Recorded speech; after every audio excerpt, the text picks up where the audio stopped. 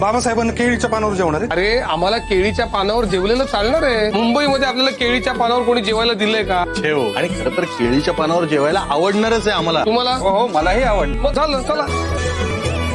जेवण उत्कृष्ट झालेलं आहे. अशी डाळ मी कधीच खाल्लेली नाही. बाबासाहेब, हे असं जेवण जर का रोज मिळणार असेल ना तर इथं कायमचं स्थायिक व्हायला काही हरकत नाहीये. मुंबईपेक्षा इथल्या भाताला फार वेगळीच चव आहे बाबासाहेब. मला असं वाटतं कोकणातल्या भाताला भयंकर घमघमाट असतो. आमची परिस्थिती चांगली असती ना, चांगला नारळी भात करून खायला घातला असता. मला गोड चालत नाही, मला डायबिटीज आहे. काय आहे? डाय डाय काय चेष्टा करतोस वे माझी? बाबासाहेबांना तिथल्या अन्न पदार्थांची इत्तमभूत माहिती आहे. माणसाची मन सुद्धा काय सांभाळताय. झालं? अभिमान वाटला तुमचा. हो, माणसात माणूस होऊन तुम्ही मिसळता, हे कसं शक्य होतं तुम्हाला? त्याचं मला आश्चर्य वाटतंय. आपल्या पोटाला जेवढं अन्न लागतं त्यासाठी हा सगळा विश्वाचा पसार आहे. आणि एवढं अन्न सुद्धा आपल्या या सखाला, या शेतकऱ्यांना मिळून येण्यासाठी त्यांनी इतकं मोताद व्हावं. मुलांना त्रास देणाऱ्या या कृतीचा मी मुळासकट नायनाट करतो का नाही ते बघा.